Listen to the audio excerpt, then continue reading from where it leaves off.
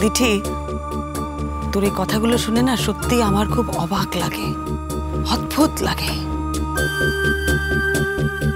সবকিছু জানার পরেও তুই আমার বিদেশ যাওয়া নিয়ে এরকম ভাবে কথা বলছিস। না, আমার পাপার কাছে থাকলে তো বিদেশটা ঘোরা হতো না। না তোমার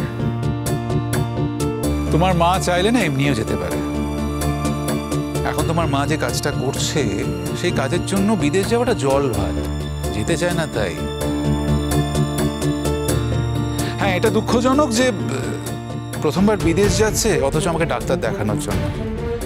আমি চেয়েছিলাম তুমি প্রথমবার যখন বিদেশ যাবে দেশ দেখার উত্তেজনায় যাবে। যেহেতু আমি অসুস্থ, তুমি সেই উত্তেজনাটা আমি ফিল করতে পারবে না।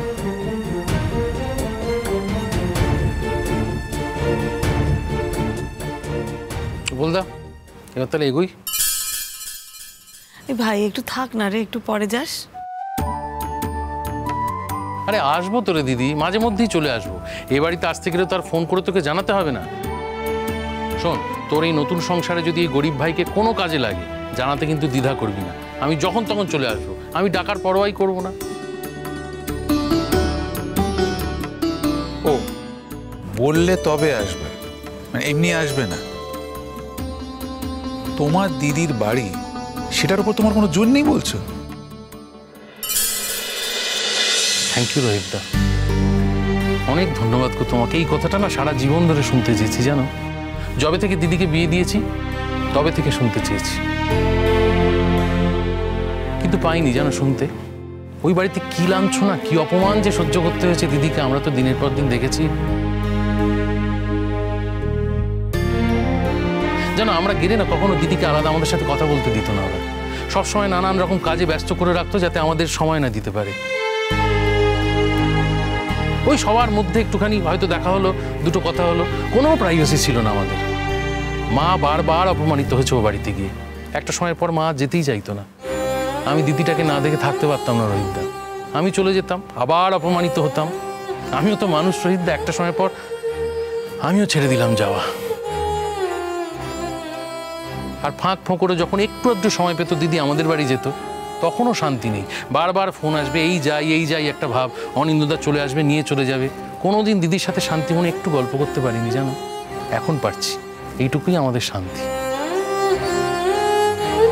ওরমভাবে আমরা দিদিকে দেখতে চাইনি রোহিতদা। আজ ঠিক তুমি যেভাবে দিদিকে রেখেছো, এইভাবে সারা জীবন আমি আমার দিদিকে দেখতে চেয়েছি। Thank you again. এখন তো আর সেই দিন নেই মামু। তাহলে শুধু শুধু আমার পরিবারকে এখানে সবার মাঝখানে টেনে এনে অপমানটা না করলেই কি নয়? খারাপ লাগছে না দিঠি, বুঝতে পারছি তোদের খারাপ লাগছে। আমার মায়ের, আমাদের এরকম খারাপ লাগতো, জানিস, যখন তোদের বাড়িতে গিয়ে বারবার আমরা অপমানিত হতাম। কথাগুলো এতদিন বলতে পারিনি, কারণ আমার দিদি পরাধীন ছিল। আজ পারছি, কেন বলতো? কারণ আমার দিদি আজকে একটা নতুন জীবন পেয়েছে। আমার দিদির নতুন জন্ম হয়েছে রোহিতদার হাত ধরে। আজ আমি কথাগুলো খোলা মনে বলতে পারছি। এবার তো আমার আর কোনো পারমিশনই লাগবে না, আমি যখন তখন চলে আসবো দিদির বাড়ি। কখনো হয়তো এসে বলবো, দিদি চলে এলাম, এবার রান্না কর, তোর হাতের রান্না খাবো। কখনো রোহিতদার কাছে এসে বলবো, রোহিতদা আজকে বেশ বড় সাইজের একটা ইলিশ মাছ আনুন তো, দুজনে মিলে ভাজা খাই। এইটা তুমি আমার মনের কথা বলেছো একদম। মানে তুমি যদি হঠাৎ করে চলে আসো আমার বাড়িতে, আর এসে যদি আমার কাছে আবদার করো, আবদার বলছি কারণ হুকুম করো, আমার থেকে বেশি খুশি কিন্তু কেউ হবে না, তোমার দিদিও হবে না। আসবো, যখন তখন চলে আসবো। এবার দেখবে এসে এসে না তোমায় বিরক্ত করে মারবে।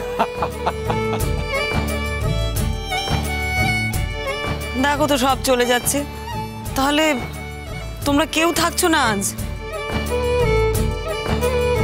কেউ তো আর থাকছে না। বলছি যে দেখো, সবাই এলো, কিন্তু যার এই বিয়েতে আসার সব থেকে বেশি ইচ্ছে ছিল সে কিন্তু এলো না। তুমি কার কথা বলছো শ্রীময়? বুঝলে না কার কথা বলছি? মিঠুদি। হ্যাঁ তাই তো। হ্যাঁ মা, আমিও বুঝলাম না। মানে মিঠুদি আমায় বলেছিল যে ঠাম্মির জন্য রান্না করে মিঠুদি চলে আসবে। অন্তত আমায় তাই বলেছিল। কি হলো কে জানে। বাড়িতে কোনো অসুবিধা হলো না তো? না মানে মিঠুদি তো বলেছিল মিঠুদির মেয়েকে নিয়ে আসবে।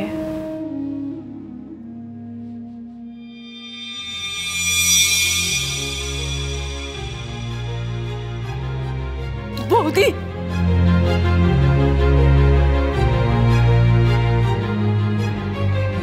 এই তো মিঠুদি।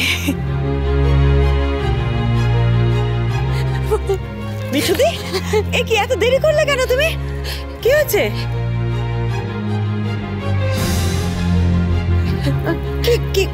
কি কোনো বিপদ টিপদ কিছু বাড়িতে কিছু হয়েছে?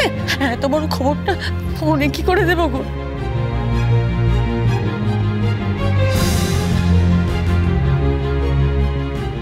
তাই তো গাড়ি ভাড়া করে তোমার কাছে এলাম গো। কি হয়েছে মিঠু? এই মেসমশাই ঠিক মতো বাড়িতে পৌঁছেছেন তো?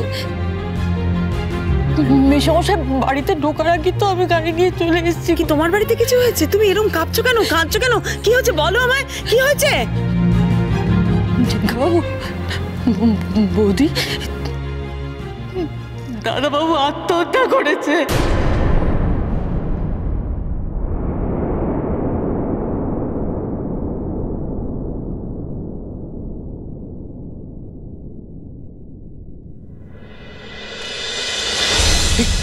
শ্রীময়, কি?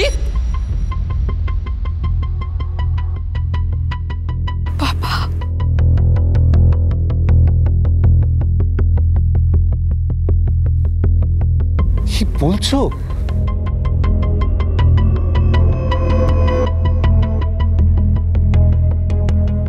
খুশি মা? এবার তোমার জীবনটা একদম সুখে ভরে যাবে তো? খুশি হয়েছো এবার? আনন্দ করো এবার, সেলিব্রেট করো আজকের দিনটা, সেলিব্রেট করো তোমার ফুলসজ্জা, সেলিব্রেট করো মা, আনন্দ করে সেলিব্রেট করো।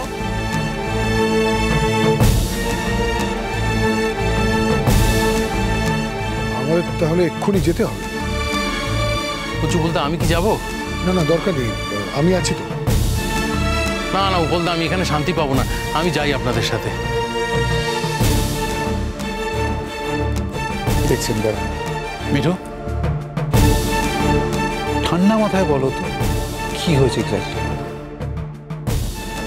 দাদা, আমি দাদাবাবুকে অনেকক্ষণ ধরে ডাকলাম, তারপরে ধাক্কালাম, মুখে জল ছিটালাম, কোনো শব্দ নেই।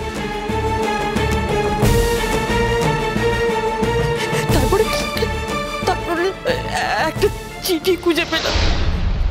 চিঠিটাতে কি সব লেখা আছে?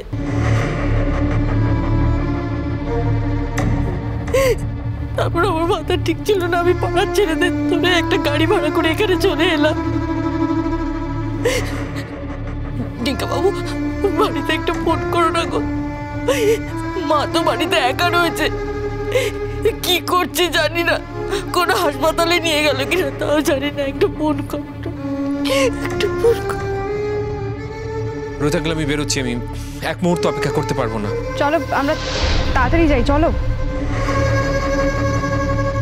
হ্যাঁ, তোমরা কি একাই যাবে নাকি? আমরাও যাবো, চলো একসাথে যাবো। মা তুমি যাবে? হ্যাঁ আমরা যাবো। না, আমি যাব না। কি বলছো শ্রীময়? কেন তুমি কি আমাকে বলছো আবার?